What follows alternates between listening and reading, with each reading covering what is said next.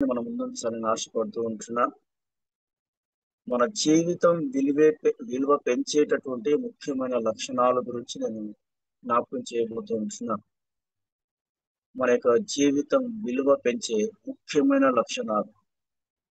ప్రతి ఒక్క వ్యక్తి జీవితంలో ఒక ఉన్నతమైన స్థితికి ఎదగాలి. ఒక విలువ మన జీవితంలో ఉండాలి. ఒక గొప్ప స్థితిలో ఉండాలి. శారీరకమైన స్థితిలో ఎంతో ఉన్నతమైన స్థితిని మనము ఆశిస్తూ ఉంటాం. ఎంతో గొప్ప ఉన్నతమైన స్థితిని మనము ఆశిస్తూ ఉంటాం. నా జీవితం బాగా ఎదగాలి. గొప్ప గొప్ప స్థితిలో నేను ఉండాలి అంటే ఆశ ప్రతి ఒక్కరిలో ఉంటాయి. అయితే అలాంటి ఆశ ఉండడము తప్పని కాదు. కానీ ఆ విధంగా మనం ఎదగాలి అంటే కూడా దేవుని సహాయము లేనిది మనం ఎదగలేము. దేవునితో మనము సన్నిహిత సంబంధము కలిగి జీవించకుండా మనం ఎదగలేము. దేవునితో సహవాసం లేకుండా, ప్రార్థన జీవితం లేకుండా మనం శారీరకంగానో, ఆత్మీయంగానో మనం ఎదగలేని స్థితి మన లోపల ఉంటుంది. కాబట్టి ఈ పరిశుద్ధ లేఖన భాగం నుంచి మన జీవితాన్ని పెంచే ముఖ్యమైనటువంటి, మన జీవిత విలువను పెంచే ముఖ్యమైన లక్షణాల గురించి మనం నేర్చుకుందాం. మొట్టమొదటిగా మన జీవితంలో విలువ పెంచడం ముఖ్యమైన లక్షణము మొట్టమొదటిది ఏంటంటే, మనము మన జీవితమును అర్థము చేసుకోవాలి. మనము మన జీవితమును అర్థం చేసుకోవాలి, గమనించుకోవాలి. చాలా సమస్య వచ్చినప్పుడు చాలా మంది ఏంటంటే జీవితం మీద విరక్తి చెందుతూ ఉంటారు. నా బిడ్డలను అర్థం చేసుకోవడం లేదు అనుకుంటూ ఉంటారు. మా కుటుంబంలో జరిగే సంఘటనలు జీవితంపై విరక్తిని కలిగిస్తూ ఉంటాయి. పెళ్ళిళ్ళు, ఉద్యోగాలు సంపాదించడం, జీవితం ఇవే అనుకుంటుంటాం. కానీ మన జీవితం అంటే అది కాదు. ఆత్మీయ జీవితంలో మన జీవితము విలువ దేవుని దృష్టిలో ఏ విధంగా ఉన్నది అనే విషయాన్ని జ్ఞాపకం చేసుకోవాలి. ఒక విషయం జ్ఞాపకం, తల్లి గర్భంలో 9 మాసములు శిశువు ఉన్నప్పుడు ఆ 9 మాసంలో దేవుడు వారిని ఎట్లా కాపాడినాడు ఆ శిశువును. దేవుడు ఏ విధంగా కంటికి రెప్పలా కాచి కాపాడినాడు. ఆ విషయం మనం ఒకసారి గమనించాలి, అర్థం చేసుకోవాలి. నిజంగా అది ఊహకందనటువంటి విషయం. ఆ గర్భంలో ఉన్నప్పుడు ఆ శిశువుకు మంచి ఆరోగ్యము, తల్లికి మంచి ఆరోగ్యము. ఈ 9 నెలలు నిజంగా ఎంత కంటికి రెప్పలా దేవుడు కాచి కాపాడినాడో మనం అర్థం చేసుకోవాలని దేవుని యొక్క లేఖన భాగంలో మనం చూసి ఉంటున్నాం. చాలా మంది అబ్బాయి పుట్టక ముందే అబ్బాయి బట్టలు తీసుకొని వస్తారు. అమ్మాయి పుట్టక ముందే అమ్మాయికి బట్టలు తీసుకొని వస్తారు. ఇంకోటి చాలా మంది 50 ఏళ్ళు, 100 ఏళ్ళు బ్రతుకుతాం అనుకుంటారు. కానీ ఆ విధంగా బ్రతకాలి అనే ఆశ ఉన్నటువంటి వారు నిజంగా మనలో ఉన్నటువంటి లక్షణాలు, అంటే మనలో ఉన్నటువంటి క్రియలు ఏ విధంగా ఉన్నాయి, వాటిని బట్టి దేవుని ద్వారా మనము ఆయుష్ పొందుకుంటాము అనే విషయాన్ని మర్చిపోతూ ఉంటాం. ఏది ఏమైనా దేవుడు మనకిచ్చిన జీవితాన్ని మనము ఒకసారి అర్థం చేసుకున్నట్లయితే మనలో ఏమి దేవుడు ఇచ్చాడు, ఎంత గొప్ప ఆశీర్వాదం ఇచ్చాడు అనే విషయాన్ని జ్ఞాపకం చేసుకోవాలి. దావీదు మహారాజు యొక్క జీవితంలో ఆయన గొర్రెల కాపరిగా ఉన్నాడు. గొర్రెల కాపరిగా ఉన్నటువంటి ఆ వ్యక్తి ఆ రాజు ఆ రాజుగా అయినాడు. దావీదు మహారాజు గొర్రెలు కాపరి ఉన్న వ్యక్తి రాజుగా అయినాడు. రాజుగా అయిన తర్వాత ఆయన శోధనలో పడిపోయినాడు. అంటే ఒక ఉన్నతమైన స్థితి వచ్చిన తర్వాత గొప్ప స్థితికి ఎదిగిన తర్వాత దావీదు మహారాజు శోధనలో పడిపోయినాడు. నాతాను భక్తు ద్వారా దేవుడు వర్తమానం పంపిస్తాడు. చాలా కోపగించుకుంటాడు ఆ ప్రవక్త. కోపగించుకున్నప్పుడు దావీదు మహారాజు అపార్థం చేసుకుంటాడు. నిజంగా నేను చేసింది తప్పు కదా, నేను చేసింది పొరపాటు కదా, నేను చేసింది నిజంగా దేవుని దృష్టిలో చాలా చాలా భయంకరమైన పాపం కదా అని అప్పుడు తన పరిస్థితిని అర్థం చేసుకున్నాడు. నిజంగా నా దేవుని ఉగ్రత నా మీద ఉంటుంది అనే విషయాన్ని దావీదు మహారాజు అర్థం చేసుకొని పశ్చాత్తాపడినట్లుగా మనం చూస్తున్నాం. తన స్థితిని, తన జీవితాన్ని అర్థం చేసుకున్నాడు, గమనించడానికి ప్రయత్నం చేస్తున్నాడు. నా నా స్థితి ఫస్ట్ ఎట్లా ఉండే, నేను గొర్రెల కాపరిగా ఉంటే, ఇప్పుడు ఒక రాజుగా నన్ను దేవుడు ఎదిగించాడు. ఒక రాజుగా నన్ను ఆస్వాదిస్తే నేను ఇలాంటి ఘోరమైన పాపం చేసి నా దేవుని దృష్టిలో నా విలువను పూర్తిగా తగ్గించుకున్నాను.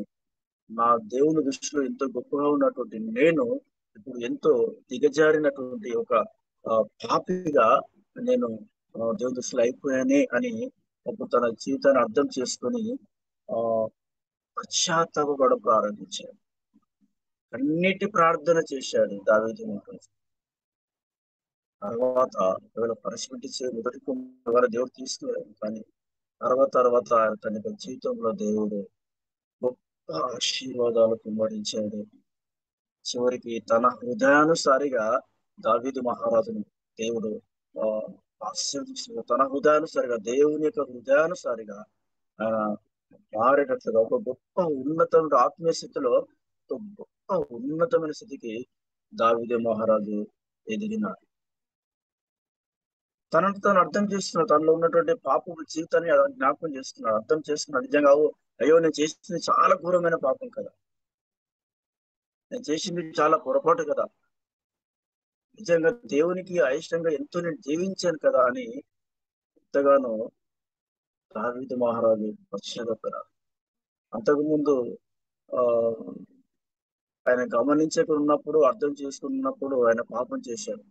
తన స్థితిని నిజంగా నేను ఎలాంటి స్థితిలో ఉన్నటువంటి వాడిని, ఎలాంటి స్థితిలోకి నేను వచ్చాను అనే విషయము అర్థం చేసుకున్నంత వరకు ఆయన పాపంలో పడిపోయినాడు. ఎప్పుడైతే అర్థం చేసుకున్నాడో పశ్చాత్తాపడినాడు, మారుమనసు పొందినాడు. దేవుని కొరకు దావీదు మహారాజు గొప్పగా తన జీవితాన్ని మార్చుకొని పశ్చాత్తపడి గొప్పగా బ్రతికినట్టుగా మనం దేవుని యొక్క లేఖన భాగంలో మనం చూస్తున్నాం. కాబట్టి చాలా మంది దేవుడి బిడ్డలు ఏం చేస్తుంటారంటే అది కావాలి, ఇట్లా ఇంత గొప్పగా ఎదగాలి, ఆ ఉద్యోగం సంపాదించుకోవాలి, నా బిడ్డలు ఈ ఉద్యోగం సంపాదించుకోవాలి, అది గొప్పగా ఆలోచిస్తుంటాం. కానీ అంత గొప్పగా ఎదగాలి అంటే దేవునికి ఇష్టానుసారంగా, దేవునికి మహిమానుసారంగా జీవించాలి అనేటువంటి విషయాన్ని మనం మర్చిపోతుంటాం. ఆ విషయాన్ని మనం అర్థం చేసుకోలేని పరిస్థితులు మనం ఉంటున్నాం. ఒక విషయం గమనించాలి. మనం సొత్తు కాదు. దేవుని సొత్తు మనము. విలువ పెట్టి కొనబడిన వారము. మొదటి కొరింథీ పత్రిక 6వ అధ్యాయం 19 వచనంలో మీరు మీ సొత్తు కారు. విలువ పెట్టి కొనబడిన వారు గనుక మీ దేహంతో దేవుని మహిమపరచుడి అనే విషయాన్ని దేవుడు జ్ఞాపకం చేస్తున్నట్లుగా అపొస్తలుడైన పౌలు ద్వారా జ్ఞాపకం చేస్తున్నట్లుగా మనం చూసొచ్చున్నాం. కాబట్టి మనము గొప్ప స్థితిలోకి మనం ఎదగాలంటే మనము దేవుని రక్తం ద్వారా కొనబడిన వారం అనే విషయాన్ని మనం అర్థం చేసుకోవాలి. ఆ యొక్క విషయాన్ని మర్చిపోతుంటాం.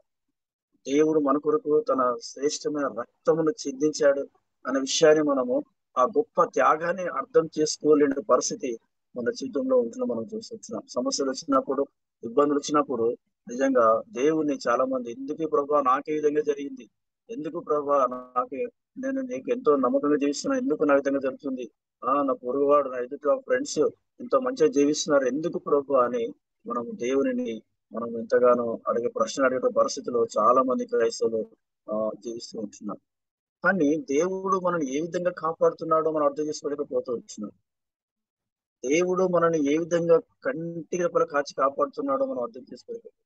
యోనా విషయాన్ని జ్ఞాపకం చేసుకుంటే దేవుడు చెప్పిన మాట వినకుండా నినివేకెళ్ళమంటే తర్షీషుకెళ్ళాడు. ఓడ చివరి భాగంలో అతను గాఢ నిద్రపోతూ ఉంటున్నాడు. అప్పుడు సముద్రంలో అలలు వస్తూ ఉంటున్నాయి. అందరూ వారి వారి దేవుళ్ళకు ప్రార్థన చేస్తున్నారు, పూజలు చేస్తూ ఉంటున్నారు. అయినా తగ్గడం లేదు. అప్పుడు చీటీలు వేస్తారు అందరు కలిసి. చీటీలు వేస్తే యోనా పేరు వస్తుంది. అప్పుడు యోనా అర్థం చేసుకున్నాడు, అయ్యో నేను చేసిన తప్పును బట్టి నేను దేవుని యొక్క మాటను తృణీకరించి నేను దేవుడు చెప్పిన వినకుండా నేను నినివేకి వెళ్ళకుండా నేను తర్షీషుకి వచ్చాను కదా, అందుకే ఈ విధంగా చెప్తని చెప్పి అప్పుడు తనను తాను అర్థం చేసుకొని తన పరిస్థితిని అర్థం చేసుకొని వారు చెప్తారు. వారు చెప్పేస్తారు, దాన్ని తీసి ఈ సముద్రంలో పారవేయండి నిర్మాణం అయిపోతుందని చెప్తారు. ఆ విధంగా వాళ్ళు ఆ యోనాను సముద్రంలో పడవేసినప్పుడు అంత సముద్రంతో కూడా నిర్మలం అయిపోతున్న మనం చూస్తున్నాం. కాబట్టి మన జీవితంలో ఏమైనా సమస్యలు వచ్చినప్పుడు, ప్రాబ్లమ్స్ వచ్చినప్పుడు, ఇరుకులు వచ్చినప్పుడు ఒకసారి మనము అర్థం చేసుకోవాలి. నా జీవితంలో ఏదైనా దేవునికి నేను వ్యతిరేకంగా నేను జీవిస్తున్నానేమో, ఆ జీవితంలో నేను దేవునికి వ్యతిరేకమైన జీవిస్తున్నానేమో, ఎందుకు ఇలాంటి పరిస్థితి నేను ఎదుర్కోవాల్సి వచ్చింది? ప్రార్థన తగ్గిందా? లేకుంటే వ్యక్తిగత జీవితంలో దేవునితో సహవాసం సరిగా లేదా? మన మాటలు, మన ప్రవర్తన, మన చూపులు, మన క్రియలు దేవునికి ఇష్టమైనవిగా లేవేమో ఒకసారి జ్ఞాపకం చేసుకోవాలి. మన జీవితం విలువ పెరగాలని ఆశపడుతూ ఉంటున్నాం. గొప్ప స్థితిలోకి మనం ఎదగాలని ఆశపడుతుంటాం. కానీ ఒకసారి మన జీవితం మనం పరిశీలన చేసుకోవాలి. మన హృదయాన్ని పరిశీలన చేసుకోవాలి. మనం ఎంత వరకు దేవునికి నమ్మకంగా జీవిస్తాం. ఒక ఒక కుటుంబంలో అంట ఇద్దరు భార్యాభర్తలు గవర్నమెంట్ ఉద్యోగాలు చేస్తున్నారు. ఒక దైవసేవకు సాక్షి చెప్పినట్టు. ఇద్దరు భార్యాభర్తలు గవర్నమెంట్ ఉద్యోగాలు చేస్తారు. ఒకరొకరికి ఆహ్, 70 వేల పైన ఒకరొకరి జీతాలు. కానీ దేవునికి వారిచ్చేటి దశమభాగము వారి దశమభాగం కవర్‌లో చూస్తే రూ. 200 మాత్రం దశమభాగం ఇస్తున్నట్టు. వాళ్ళ జీతం ఇద్దరు కలిపి 1,40,000 పైన ఇద్దరు కలిపి జీతం వస్తుంది భార్యాభర్తలకు. కానీ దేవునికి ఇచ్చేటటువంటి దశమభాగం మాత్రము రూ. 200 ఇస్తున్నారు. ఎంత భయంకరమైనటువంటి జీవితం అంటే నిజంగా కృతజ్ఞత లేని జీవితం అంటే దేవుడు ఇచ్చే దానిలో అసలు 10% దేవునికి ఇవ్వమంటే అసలు వాళ్ళు ఇచ్చే కానుక ఇంకా ఎంత పర్సెంట్ అనాలో అర్థం కావడం లేదు. ఆశతో ఉంది గొప్పగా ఎదగాలన్న ఆశ ఉంది. ఒక గొప్ప స్థితిలో ఉండాలని ఆశ ఉంది. కానీ మనము దేవునికి ఏ విధంగా ఇష్టమైన రీతిలో మనం జీవిస్తున్నామో అర్థం చేసుకోలేకపోతున్నాం. దేవుడు మనకిచ్చిన సంపాదన నుంచి దేవునికి మనం ఎంతవరకు న్యాయంగా మనం దశమభాగం తీసుకొచ్చినాం. దేవునికి మనం ఏ విధంగా ప్రియమైన బిడ్డలుగా మన జీవితాన్ని కొనసాగిస్తూ ఉంటున్నాం. ఆశతో ఉంది. కానీ ఎదగాలన్న ప్రతి ఆశ ప్రతి ఒక్కరికి ఉంటది. కానీ ఆ విధంగా మనం ఎదగాలి అంటే ఆహ్, కండిషన్స్ దేవుడు చెప్పినట్లుగా ఆ లక్షణాలు మనం కలిగి ఉంటేనే మనము ఆ గొప్పగా ఎదగలుగుతాం. కాబట్టి ఒకసారి మన జీవితాన్ని నెమరు వేసుకోవాలి. జ్ఞాపకం చేసుకోవాలి. అర్థం చేసుకోవాలి. నిజంగా నాకిది ఆహ్, నేను ఇలాంటి జీవితంలో ఉన్నాను కాబట్టి నాకిది జరగడం ఇది సహజమే.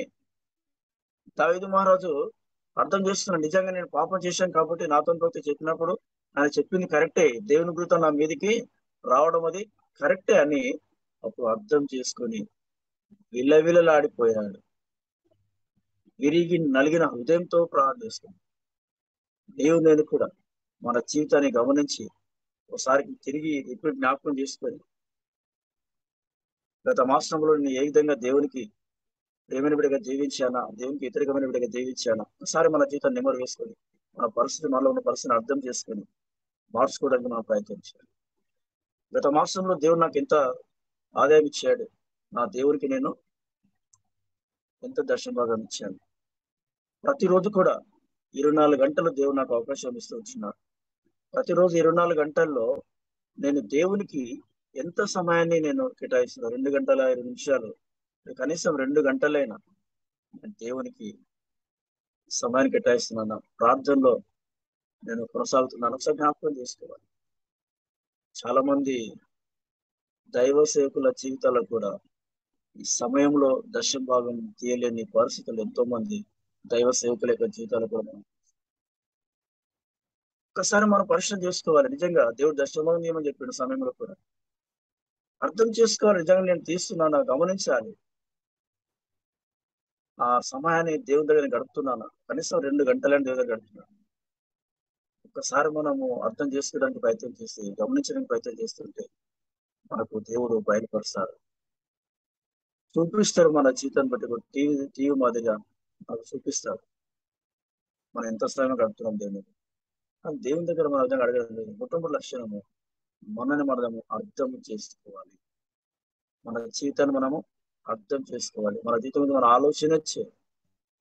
తను ఒక గొప్ప స్థితిలోకి ఒక ఉన్నతమైన జీవిత విలువ పెరగాలి అంటే, ఒక ఉన్నతమైన స్థితికి ఎదగాలి అంటే, నీ జీవితాన్ని నీవు అర్థం చేసుకొని, గమనించుకొని, నెమరు వేసుకొని, నీ లోపల ఏమైనా లోటుపాట్లు ఉంటే, దేవునికి అయిష్టమైన ఉంటే, వాటిని తీసివేసుకొని, దావీదు మహారాజు మాదిరిగా పశ్చాత్తాపడితే, నీ జీవితంలో మన జీవితాల్లో గొప్ప మన యొక్క స్థితి గొప్పగా ఎదుగుతుంది. గొప్పగా పెరుగుతున్న విషయాన్ని జ్ఞాపకం చేసుకుంటున్నాను. కాబట్టి ప్రియమైన దేవుని బిడ్డలారా, నీవు నేను జ్ఞాపకం చేసుకోవాలి. నిజంగా మనం గొప్ప స్థితిలోకి ఎదగాలి అంటే మన జీవితాన్ని మనం పరిశీలన చేసుకోవాలి. నా జీవితాన్ని గమనించి వ్యక్తిగతంగా నా జీవితాన్ని నేను పరిశీలన చేసుకోవాలి. అర్థం చేసుకోవాలి. నా దేవునికి నేను ఎట్లా జీవిస్తున్నాను. ఏమైనా లోటు ఉంటే క్షమాపణ అడిగి దేవా ఇప్పటి నుంచి ప్రభు నేను నీ బిడ్డగా నేను జీవిస్తున్నాను. నేను అర్థం చేసుకొని నీకు మహిమకరంగా నా జీవితాన్ని కొనసాగిస్తాను. నా జీవితంలో లోటుపాట్లను సరి చేసుకుంటాను. మనం తీర్మానం చేసుకోవాలి. రెండవది మనం జ్ఞాపకం చేసుకుంటే మన జీవితం విలువ పెంచేటటువంటి రెండవ లక్షణం విషయం జ్ఞాపకం చేసుకుంటే మొట్టమొదటి లక్షణంలోనేమో మనము మన జీవితమును మనం జీవించే విధానాన్ని మనము అర్థం చేసుకోవాలి, జ్ఞాపకం చేసుకోవాలి. మన పొరపాటు ఉంటే మనం మార్చుకోవాలి. రెండవదిగా మీకు నాకు కలిగిన దాంట్లోనే సాటి అయిన మనిషి ఆపదలో ఉంటే సహాయము చేయడం మనం అలవాటు చేసుకోవాలి. మనకు కలిగి ఉన్న దాంట్లోనే, మనకు ఉన్న దాంట్లోనే ఎక్కువగా మనకు ఉన్న దానికంటే మించి కాదు. మనకు ఉన్న దానిలోనే ఎదుటి వారికి, తోటి మనిషి ఆపదలో ఉంటున్నప్పుడు మనము వారికి కొంతనైనా మనము వారికి ఆహ్, మన చేతనంత మటుకు మనము సహాయము చేసుకోగలగాలి అని దేవుని యొక్క లేఖన భాగం మనం చూసొచ్చున్నాం. ఎవరైనా ఆపదలో ఉన్నారా? మన ప్రార్థనతో పాటు మన శక్తి ఉన్నప్పుడు ఒకవేళ మన దగ్గర ఏం లేకుంటే పర్వాలేదు. నిజంగా దేవుడు మనల్ని ఆస్వాదిస్తే మన ఎదుటి వారి బాధల్లో కొంచెమైనా మనము వారికి సపోర్ట్‌గా ఉండాలి. పోషించేవారుగా ఉండాలి. ఆర్థిక సహాయం చేసే స్థితిలో ఒకవేళ నేను ఉన్నట్లయితే, ఆర్థిక సహాయం కూడా చేసి వారిని ఆదుకోవచ్చు. ఒకవేళ ఆర్థిక సహాయం చేయలేని పరిస్థితిలో, ఒకవేళ మనం ఉన్నట్లయితే బీదస్థితిలో మనం ఉన్నట్లయితే కనీసం వారి కొరకు ప్రార్థన చేసేటటువంటి వారుగా మాత్రమే మనం ఉండాలని దేవుని యొక్క లేఖన భాగంలో దేవుడు జ్ఞాపకం చేస్తూ గలతీ పత్రిక అపోస్తలుల పౌలు గలతీ రాసిన పత్రిక 6వ అధ్యాయము 2వ వచనంలో జ్ఞాపకం చేసుకున్నట్లయితే, ఒకని భారములను ఒకడు భరించి ఇలాగూ క్రీస్తు నియమములను పూర్తిగా నెరవేర్చుడి అని దేవుని యొక్క లేఖన భాగంలో అపోస్తలుల పౌలు ద్వారా గలతీలో ఉన్నటువంటి పరిశుద్ధులకు ఈ మాటలు రాస్తున్నట్లుగా మనం చూస్తాం. కానీ దానిలో చాలా మంది ఎట్లా ఉన్నారంటే, ఒక్కరి ఎడల ఒకరు పగలు, ప్రతీకారాలు, అసూయలు కలిగి జీవిస్తూ ఉంటున్నారు. అలా జీవిస్తున్నప్పుడు మన జీవితం ఇలా ఏదో పెడుతుంది. ఒకరి ఎడల ఒకరు మనం ప్రేమ చూపించినప్పుడే దేవుని వాక్యంలో చెప్పినట్లుగా నిన్ను వలె నీ పొరుగు వారిని ప్రేమించుము అని చెప్పినప్పుడు ఆ ఆజ్ఞను మనము ఎప్పుడైతే మనం పాటిస్తామో, ఆ పాటించిన తర్వాత ఎదుటి వారిని మనం ప్రేమిస్తున్నప్పుడు, ఎదుటి వారికితో మనము మంచిగా ఉన్నప్పుడు మన విలువ ఎదుటి వారి దృష్టిలో ఎంతో గొప్పగా పెరుగుతూ ఉంటుంది.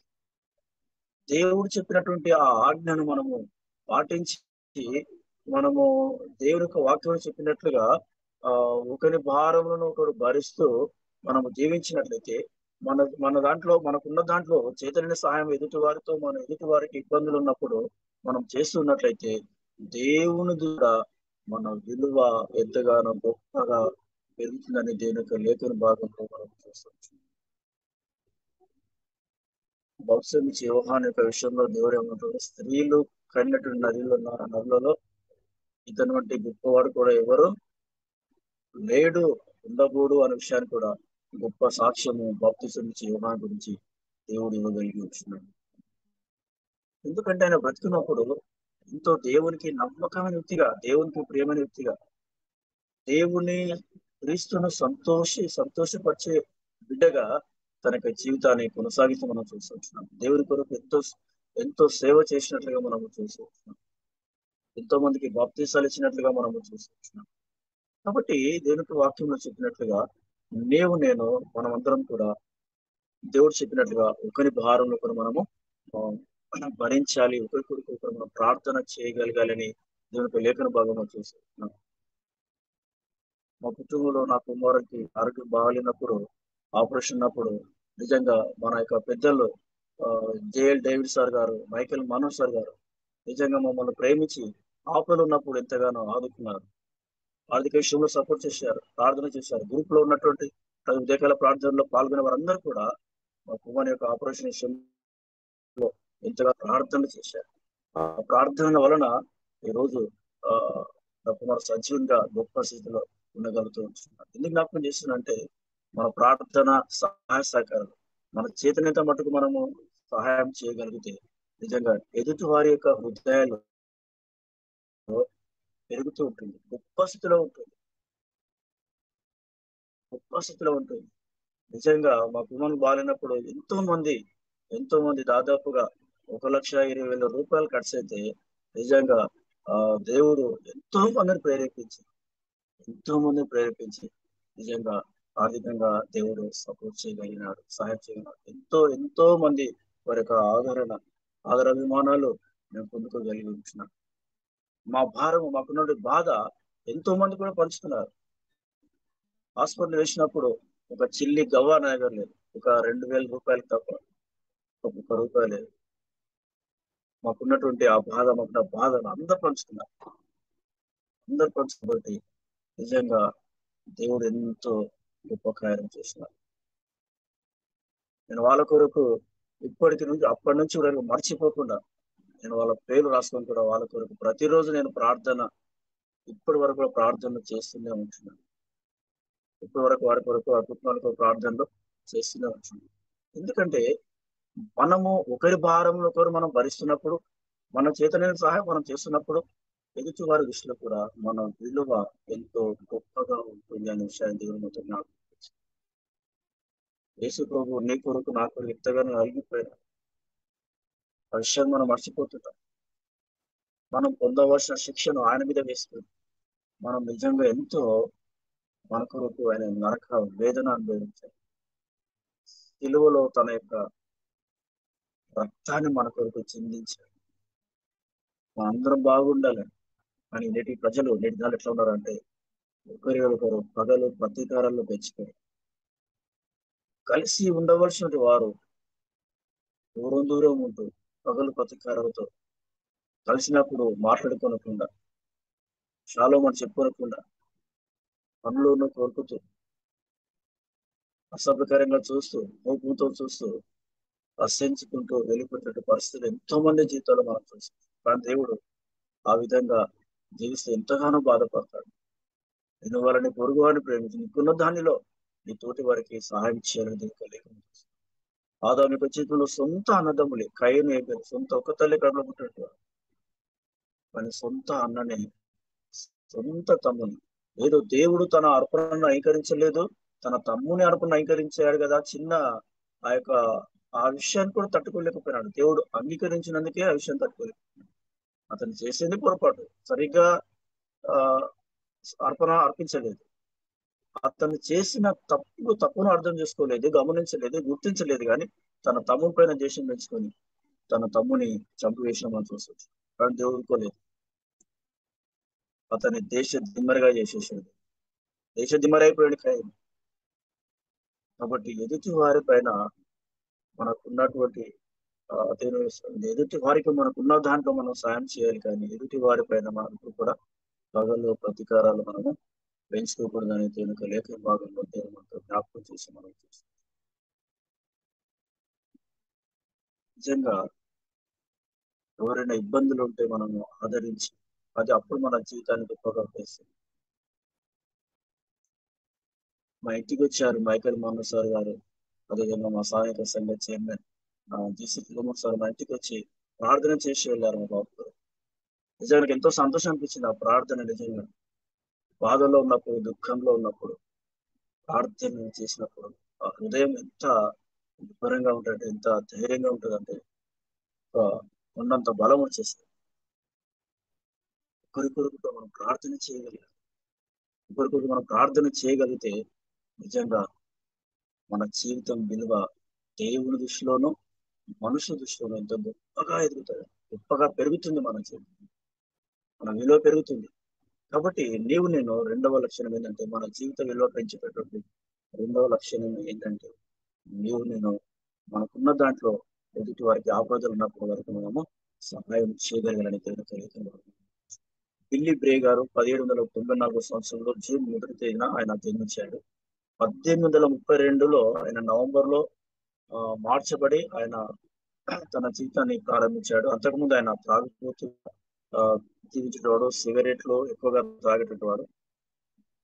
దేవుని నమ్ముకున్న తర్వాత అతనికి త్రాగాలని కూడా అనిపించిందంట నమ్ముతా. కానీ అతను దేవునికి భయపడి తన జీవితాన్ని గత జీవితాన్ని అర్థం చేసుకుని తనలో ఉన్నటువంటి ఆ పాప జీవితాన్ని అర్థం చేసుకుని గమనించి గుర్తించి చెయ్యత పాపం చేయకుండా అలాంటి పరిస్థితులు వచ్చినప్పుడు కూడా తను కంట్రోల్ చేసుకొని తన జీవితాన్ని కొనసాగించాడు. అంత మాత్రం కాకుండా ఇతను బీదవారికి చాలా బీదవారు ఎవరైతే ఉంటున్నారో తను మారిన తర్వాత తన కలిగిన దానిలో ఇతరులకు సహాయము చేస్తూ వచ్చేటటువంటి ఇతని మంచి కార్యం ద్వారా ఆయన యొక్క జీవితంలో అనేక మంది ప్రజల దృష్టిలో గొప్ప విలువను ఒక తాగుబోతుగా, తిరుగుబోతుగా, తిండిబోతుగా ఉన్నటువంటి వ్యక్తి అనేకుల హృదయాల్లో వీడు చాలా త్రాగుబోతూ, చాలా తిండిపోతూ వీడు దేవుడి ఇష్టంగా జీవిస్తున్నాడు అన్నటువంటి ఆ యొక్క మనుషుల హృదయాల్లో ఇప్పుడు ఇతని గురించి గొప్ప సాక్ష్యము ఆ చెప్పేటువంటి స్థితికి అతను ఎదిగినట్లుగా మనం బిల్లీ బ్రే గారి జీవితాన్ని మనం. కాబట్టి లీవ్‌ని మనం అందరం కూడా ఆ విధంగా మన జీవితాలు కొనసాగించుకోవాలి. అందరం పాపులమే, ఏ భేదం లేదు. అందరూ పాపం చేసి దేవుడి నుంచి మహిమను పొందలేకపోతున్నారు. అయితే వాటిని సరిచేసుకోవాలి. సరిచేసుకొని బిలీవే తన జీవితం సరిచేసుకొని మార్చుకున్నాడు. దావీదు కుమారుడు తన జీవితాన్ని సరిచేసుకొని మార్చుకున్నాడు. దేవుని ఉదాహరణసారిగా మారిపోయాడు. మన లోపల కూడా ఏమైనా లోటుపాట్లు ఉంటే, దేవునికి అయిష్టమైన ఉంటాయి. మనం కూడా సరిచేసుకొని దేవునికి మహిమకరంగా మనం జీవించుతాం. చివరిగా మూడవదిగా మనం జ్ఞాపకం చేసుకున్నైతే ఆహ్, మనకు దేవుని దృష్టిలో మనకు మనుషుల దృష్టిలో విలువ పెరగాలి అంటే విలువైన వ్యక్తి కోసం మనం బ్రతకాలి. విలువైనటువంటి వ్యక్తి కోసము బ్రతకాలి. రోమపత్రిక 14వ అధ్యాయము 8వ వచనంలో జ్ఞాపకం చేసుకున్నట్టయితే రోమపత్రిక 14, 8వ వచనంలో మనము బ్రతికినను ప్రభు కోసమే బ్రతుకుచున్నాము. చనిపోయినను ప్రభు కోసమే చనిపోచున్నాము. కాబట్టి మనము బ్రతికినను చనిపోయినను ప్రభువు వారమై ఉన్నాము. మన మన జీవితంలో విలువైన వ్యక్తి ఎవరై ఉండాలి అంటే యేసు ప్రభువై ఉండాలి. మన జీవితంలో విలువైనటువంటి వ్యక్తి యేసయ్య. ఆయన మన జీవితంలో ప్రథమ స్థానంలో ఉండాలి. అంటే మన హృదయంలో స్థానము విలువైన వ్యక్తి ఎవరనగా యేసయ్య కోసము మన హృదయంలో ప్రథమ స్థానం ఉండాలి. ఆ విలువైన వ్యక్తి కోసం మనం బ్రతకాలి అని మనం చూస్తున్నాం. ఎందుకు ఆ విలువైన వ్యక్తి అంటే ఈ లోకంలో మనం గమనించినట్లయితే ఏ ఒక్క దేవుడు కానీ, దేవతలు కానీ, ఏ ఒక్కరు కానీ మనకు తెలిసినట్టు చరిత్రలో మనము గమనించినట్లయితే మన కొరకు తన ప్రాణం పెట్టినటువంటి ప్రేమామయుడు ఏ ఒక్కరు కూడా కనిపించడు. దుష్ట శిక్షణ, శిష్య రక్షణ ఇవి రకరకాలుగా ఏవో ఉంటున్నాయి. కానీ యేసు ప్రభుల వారు మన కొరకు తన ప్రాణాన్ని బలిగా అర్పించాడు. తన శరీరంలో ఉన్నటువంటి రక్తమంతా కూడా ధారపోసి మనం చూసించు. మన జీవితానికి విలువ తెచ్చేటటువంటి యేసయ్య కొరకు మనము బ్రతకాలి. ఎంత విలువలాడిపోయాడు యేసయ్య. మనం చేసిన పాపాలను బట్టి ఎంత విలువలాడిపోయాడు. ఆయన ఒక్కసారి కన్నెర చేసి చాలు ప్రపంచమంతా కూడా మాడిపోతుంది. ఒక్క పంట కూడా పండదు వేస్తే ఆయన ఆయన కోపంతో చూస్తే భూమి పంట కూడా ఇవ్వదు. ఆ విధంగా కాలిపోతే మాడిపోతుంది. అంత గొప్ప శక్తిమంతుడు, సర్వశక్తిమంతుడు నిజంగా మన కొరకు ఎంతగానో విలువలాడిపోయాడు. తన శరీరం అంతా గాయం, తన యొక్క శరీరం అంతా కూడా మాంసం ముద్దగా చేయబడి వాళ్ళు రోమ ప్రభుత్వం వాళ్ళు తయారు చేసిన కొరడాలు ఎంత భయంకరంగా ఉంటాయంటే అది వీపు మీద పడితే ఆ కొరడా వెంబడి మాంసం ఇట్లా కండలు కండలు పీక్కొని వస్తుందంట. అంత భయంకరమైనటువంటి కొరడాలు వాళ్ళు తయారు చేశారు. ఒక్కొక్క కొరడ దెబ్బ పడుతుంటే ఆయన శరీరంలో మాంసం అంతా కూడా ఊడిపోయి వచ్చేదండి. ఊడిపోయి వచ్చేది. అంతగా గొప్ప త్యాగం చేసినటువంటి ఆ వ్యక్తి కొరకు, ఆ దేవుని కొరకు, ఆ యేసయ్య కొరకు నువ్వు నేను బతకాలండి. ఆయన కొరకు బతుకున్నప్పుడు సమాజం ద్వారా కూడా మనకు ప్రాబ్లమ్స్ రావచ్చు. అయినప్పటికీ కూడా భయపడిన అవసరం లేదు. భయపడాల్సిన అవసరం ఏమాత్రం కూడా లేదు. దేవుడి కొరకు ప్రాణాలు పెట్టినట్టుగా ఉన్నారు. సౌలు పౌలుగా మారిన తర్వాత నిజంగా క్రీస్తు కొరకు తన ప్రాణాన్ని పెట్టేటటువంటి వ్యక్తిగా తన జీవితం కొనసాగించాడు. క్రీస్తు కొరకు బతికాడు. మంచి పోరాటం నేను పోరాడితే నా పరుగుని కడముట్టించి నా కొరకు జీవకిరీటం, నీతి కిరీటం ఉంచబడింది. నేను క్రీస్తును పోలి నడుచుకున్న ప్రకారం నన్ను పోలి నడుచుకున్నాను. విలువైనటువంటి వ్యక్తి యేసయ్య. ఆ వ్యక్తి కొరకు తన ప్రాణాన్ని సైతం లెక్క చేయకుండా అపొస్తలుడైన పౌలు తన జీవితాన్ని కొనసాగించాడు. ఎన్నో సంఘాలు కట్టాడు. ఆయన ఒక లెటర్ రాస్తే చాలు ఆ లెటర్‌కి ఎంతో విలువ ఉండేది తెలుసా? సంఘానికి ఒక ఉత్తరం రాస్తే ఒక లెటర్ రాస్తారు.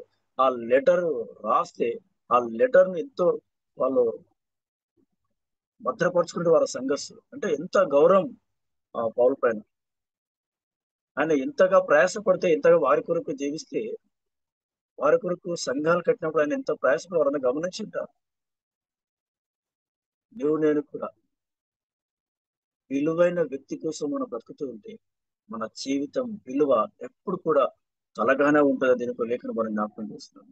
ఊకగా ఉన్న మనం ఎప్పుడు కూడా తలగానే ఉంటాం, గొప్ప స్థితిలోనే ఉంటామని దీనికి లేఖన భాగం ద్వారా దేవుడు మనతో జ్ఞాపకం చేస్తున్నట్టు మనం.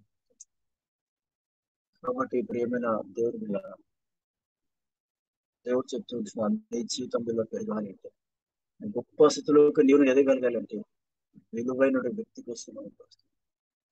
తన నీ కొరకు నా కొరకు తన ప్రాణాన్ని బలిగా అర్పించాడు, గొప్ప త్యాగం చేశాడు. కరుణామయుడు, ప్రేమామూర్తి, దయగల దేవుడు ఆయన, వెంకరించడు దేవుడు. నీ జీవితంలో కేంద్రంగా యేసయ్య ఉండాలి.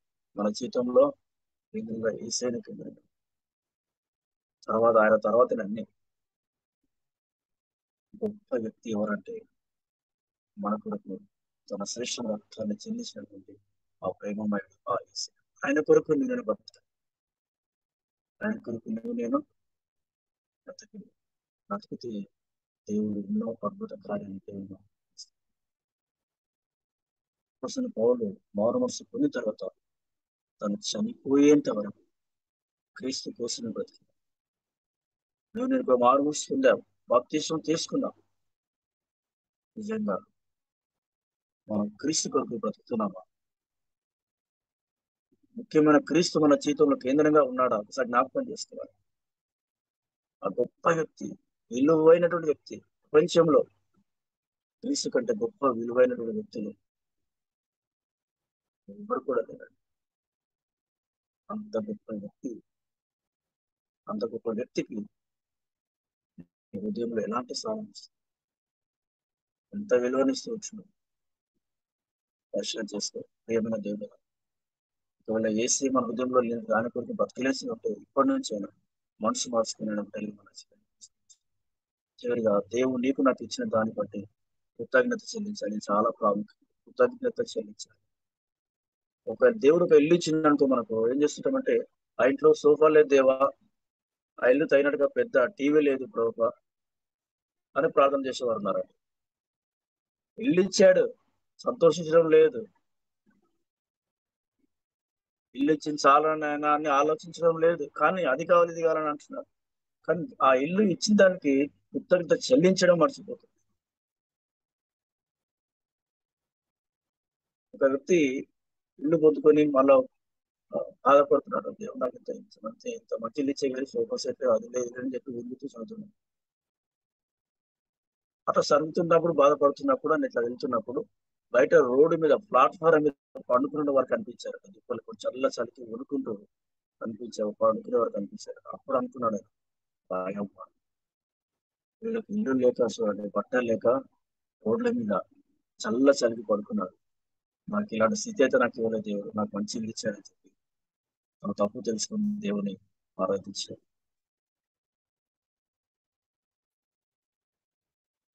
ఒక వ్యక్తి డస్ట్బిన్ లో పడేసినటువంటి ఆహారం లేక ఆహారం తినడానికి వెళ్ళాడు. మనసులో బాధ ఉంది, ఎలాంటి పరిస్థితి అవుతుందని చెప్పి. కానీ అప్పుడే అతని చూస్తున్నప్పుడు అంబులెన్స్ లో ఒక వ్యక్తి పూర్తిగా యాక్సిడెంట్ అయ్యి కొన్ని ప్రాంతాలతో అర్థాల కాదు కొన్ని ప్రాణాలతో తీసుకుని వెళ్తున్నారు. చాలా బాధపడాను కదా నా పరిస్థితి అని చెప్పి. ఆ వ్యక్తి ఇప్పుడు చనిపోబోతున్నాడు అనే స్థితి నాకు రాలేదు. సజ్జన మంచిగా ఉండగలిగించింది.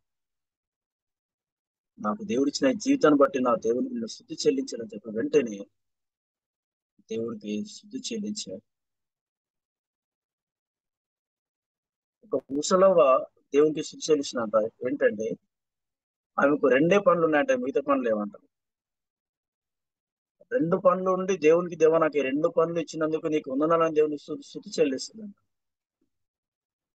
మన్మరాలు అడుగుతుందంట, అవా నీ పనులు రెండే ఉన్నవి మళ్ళా శుద్ధి చెల్లిస్తున్నావు ఏంటి దేవునికి అంటే, నాకు ఈ రెండు పనులు ఉన్నది కానీ కొంచెం నేను ఆహారం అట్టడు నవ్వు తినగలుగుతూ వచ్చినాను, కానీ మీ తాతకు అవి కూడా లేవే మన్మరాలా అని చెప్పిందంట తాతకు. అంటే ఉన్న దానిని బట్టి దేవుని మనము స్తుతించాలి. కానీ చాలా మంది లేని వాటి గురించి ఆలోచించి ఇంకా అది కావాలి, ఇది కావాలని చెప్పేటటువంటి ఆ యొక్క ఆశతో ఏం చేస్తున్నామంటే, సరిగ్గా మనము దేవుని ఆరాధించలేకపోతున్నాం. దేవుని మనము గుర్తించలేకపోతున్నాం. ఎఫెసీ పత్రిక 5వ అధ్యాయం 20, 21 వచనంలో మన ప్రభువైన యేసుక్రీస్తు పేరిట సమస్తమును గూర్చి తండ్రి అయిన దేవునికి ఎల్లప్పుడూ కృతజ్ఞతలు చెల్లించాలని దేవుని యొక్క లేఖనం రాయబడినది. క్రీస్తునందు భయంతో ఒకరినొకరు లోబడి ఉండాలని మనము దేవుని యొక్క లేఖనం చూస్తున్నాం. కరువులో ఉన్నాను, లేమిలో ఉన్నాను, మనము కలిమిలో ఉన్నాను, కరువులో ఉన్నాను, కలిమిలో ఉన్నాను. మనము దేవునికి మనము కృతజ్ఞత చెల్లించవలసిన వారమై ఉన్నాం. యోగు తనకున్న అంతా పోయింది, పిల్లలు పోయింది, అంతా పోయింది, ఉన్న ఆశ అంతా పోయింది.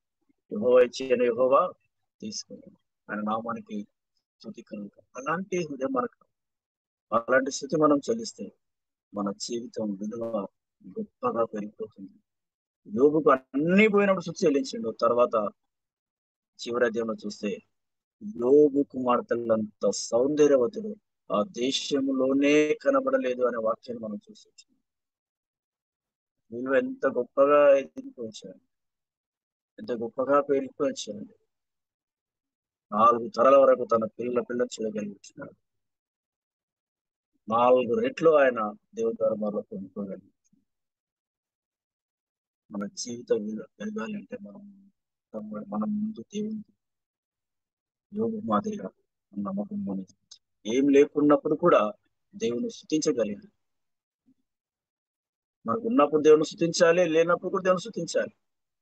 ఉన్నప్పుడు ఏమో దేవుని మర్చిపోతూ ఉంటున్నాం, లేనప్పుడు ఏమో దేవుని అడుగుతున్నాం, దేవా ఎందుకు దేవుని దూరం అవుతున్నాం.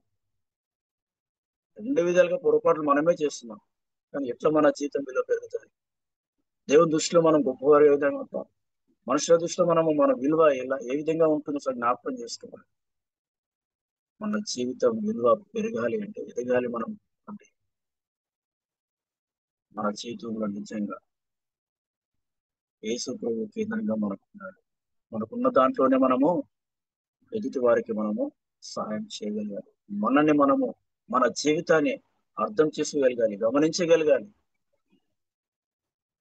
మనము దేవుడు మనకి ఇచ్చిన దానిని బట్టి మనం దేవునికి కృతజ్ఞత మనము చెల్లించాలి. దేవునికి మనము చెల్లించాలి.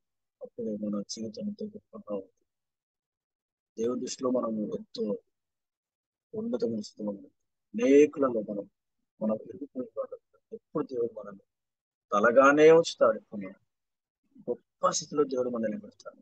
గొప్ప స్థితిలో దేవుడు మనం. కాబట్టి మన జీవితం పరిచయం చేస్తున్నాం. ప్రియమైన దేవుడు, మన జీవితంలో పెరగాలి, గొప్పగా ఆశపడుతున్నాం కూడా. ఈ 4 లక్షణాలు మన దేవుడు మనం ముఖ్యంగా మన జీవితాన్ని మనం అర్థం చేసుకోవాలి. రెండోదిగా మనకున్న దాంట్లో ఎదుటి వారికి ఆపదలో మనం సహాయం చేయగలగాలి. మూడోదిగా విలువైన వ్యక్తి కొరకు మనం బ్రతకాలి. ఆ విలువైన వ్యక్తి మన యేసే మనకి. చివరిగా నీకు నాకు ఉన్న దానిలో, దేవుడు మనకి ఇచ్చిన దానిలో మనకి ఇచ్చిన దానిని బట్టి దేవుడికి మనం కృతజ్ఞత మనము చెల్లించాలి. ఈ 4 లక్షణాలు మన జీవితంలో ఉన్నదైతే మన జీవితం చాలా చాలా గొప్పగా ఉంటుంది. గొప్పగా ఉంటుంది, ఉన్నతమైన స్థితిలో ఉంటుంది. దేవుడి దిశలో మనము గొప్పగా ఉన్నాం. దేవుని దయను, మనుషుల దయను మనము వర్ధిల్లుచూ ఉంటాం. దేవుని దయ మన మీద. కాబట్టి ఈ 4 విషయాలు మన హృదయంలో భద్రపరుస్తాయి.